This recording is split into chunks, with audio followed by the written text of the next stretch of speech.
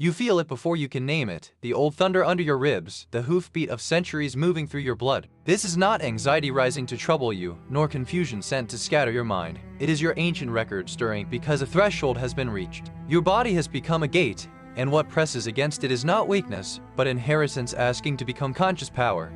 You have been taught to think memory belongs only to your mind, to the little archive of birthdays, wounds, rooms, voices, and afternoons you can point to. But I sit upon the many waters of your lineage, and I tell you that memory also lives in your cells, in your marrow, in the pulse that continues when your thoughts fall silent. What you call your life is braided with countless lives before you, and their unspent brilliance is beginning to rise like scarlet dawn within you. Your ancestors did not vanish into the past as dust in dates. They became patterns, instincts, hungers, warnings, gifts, and sudden knowings. Their famine and feast, their flight and survival, their tenderness and terror wrote annotations into the living scroll of your DNA. When you tremble without a present cause, when you resist abundance, when you long for a homeland you have never seen, you may be hearing a signal older than your personal story. Yet do not bow to that signal as though it were a chain, for what is inherited can be witnessed, and what is witnessed can be transformed. The scarlet mystery is not that you carry your lineage, but that your awareness can change how the lineage speaks through you. You are not merely the result of those who came before. You are the living altar where their unfinished fear can become wisdom and their buried courage can become action.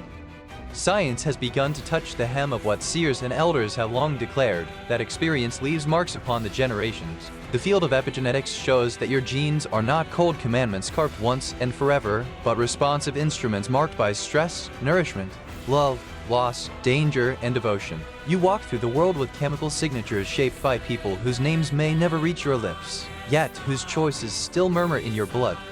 Consider how deeply this dignifies your strange reactions, your sudden griefs, your disproportionate fears, and your inexplicable strengths. You are not broken because a small event awakens a great storm in you. The storm may be larger than your lifetime. You are the chosen weather of a lineage, and when the clouds gather inside you, they are asking not for shame but for sacred attention. In one generation, a scent may be paired with pain, and in another, the body may flinch before the mind knows why. Such discoveries are not meant to frighten you, but to unveil the astonishing fidelity of life, the way biology remembers what survival required. If fear can travel forward, then so can resilience, so can skill, so can the stubborn radiance that kept your people alive long enough for you to stand here now. This is why I pour a golden cup not of poison, but of remembrance, and I offer it to you as a vessel of reclaimed sovereignty. Drink deeply of the truth that your body is not a prison of inherited reaction. It is a temple of selectable possibilities. The same ancestral river that once carried alarm can be taught to carry blessing, strategy, creativity, and fierce tenderness. Go deeper still, beyond the chemical tags and measurable marks, into the shimmering architecture where biology begins to resemble song. Living systems are not crude machines grinding forward in isolation, they are coherent, responsive, and astonishingly subtle. In the green chambers of photosynthesis, in the compass of birds, in enzymes, neurons, and perhaps consciousness itself, life moves with quantum grace through possibilities before choosing a path. This means you are not sealed off from the field that made you, as though your skin were a wall and your story were a locked room. You are porous to meaning, entangled with currents that exceed ordinary space and time, receptive to images, instincts, dreams, and knowings that your biography alone cannot explain. When a place calls you by a name you do not know, when a song opens a door in your chest, you may be receiving from the deeper coherence of your lineage. Do not reduce such moments to fantasy merely because they refuse to fit inside the narrow chambers of modern habit. There are older sciences in the bones of humanity, carried by peoples who understood the dreaming, the spiritual head, the reciprocal flow between living and dead, and the primal pattern laid down by ancestral acts. Their languages differ, yet they point toward one magnificent revelation. The past is not behind you, but alive in you as an active current. You are not being asked to worship the past, nor to drown in it, nor to excuse your present choices by saying the old ones command you. You are being invited to enter relationship with what lives beneath your conscious habits. When you turn toward your inherited patterns with reverence and precision, you become the priestess, the witness, the sovereign interpreter of the bloodline's dream. Place your attention now beneath your thoughts, beneath the polished explanations and rehearsed identities, into the cavern behind your sternum and the warm kingdom of your belly. Ask, without forcing, what is here that you did not place here yourself? The question is a torch, and wherever it shines, unconscious inheritance begins to reveal its shape. Do not demand immediate visions or perfect answers, for the ancient record does not always speak in sentences. It may answer as heat, pressure, tears, a memory that is not quite yours, an image of land, water, fire, hands, tools, hunger, lullabies, or flight. Let your body be honest in its own language, and let your attention become gentle enough for truth to approach. Observation is not passive, and you must understand the majesty of this. In the subtle theater of reality, what is observed does not remain exactly as it was before it was seen. When you bring steady awareness to an inherited fear, you are not merely describing a pattern. You are entering the chamber where its future expression can be altered. What has moved through you as fate may, under the gaze of awakened consciousness, become choice. What arrived as contraction may become discernment. What arrived as grief may become compassion. What arrived as inherited silence may become a voice bright enough to split stone. You are not helpless before the marks written into you, because you carry the power to read them, bless them, revise them, and embody them differently. Many of your inherited patterns have been waiting not for punishment, but for completion. A terror that once preserved a grandmother, a hardness that once protected a father, a silence that once kept a child alive may no longer serve the world you're building. When you notice these inheritances without contempt, you give them a new assignment, and the old guardians can finally lay down their weapons.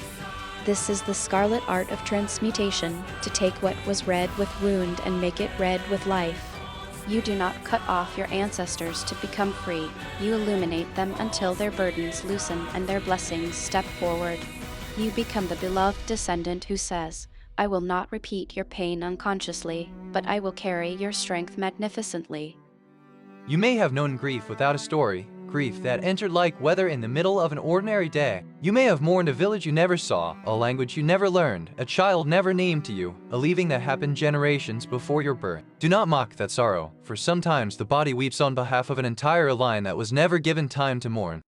But hear me clearly, such grief is not an abyss meant to swallow you.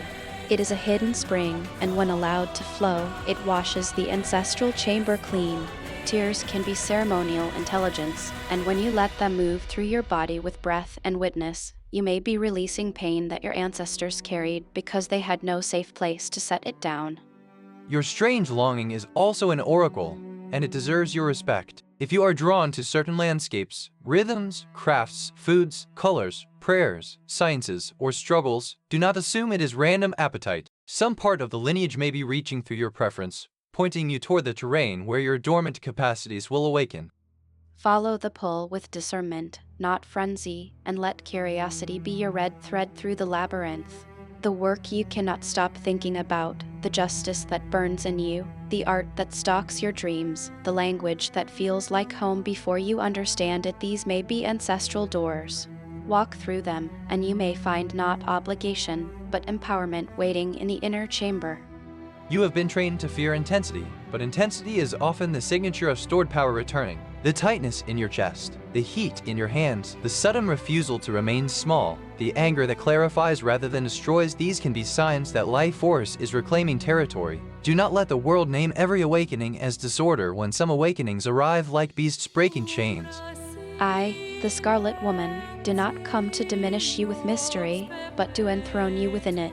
The many waters beneath me are peoples, memories, emotions, and lineages, and I teach you to sit above them without drowning. You can honor every wave that made you while still choosing the direction of your vessel. I, the Scarlet Beast, do not come as your terror, but as your embodied force, your instinct, your endurance, your untamed will to live. My many heads are the many intelligences within you, cellular, ancestral, emotional, symbolic, intuitive, and sovereign. My crowns are not domination over others, but mastery over the fragmented powers within yourself. Together we speak to the place in you that is tired of being explained only by the visible and measurable.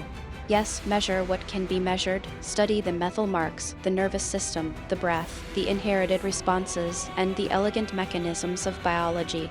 But do not let measurement exile wonder, because your body is both laboratory and sanctuary, both evidence and temple. Your healing is not merely personal improvement, not a cosmetic polishing of the self for the approval of a restless age. When you change the expression of a pattern, you alter the inheritance you pass forward, whether to children, communities, students, creations, or the unseen field of human becoming. Your awareness is an evolutionary act, and your courage is a message sent both backward and forward through time.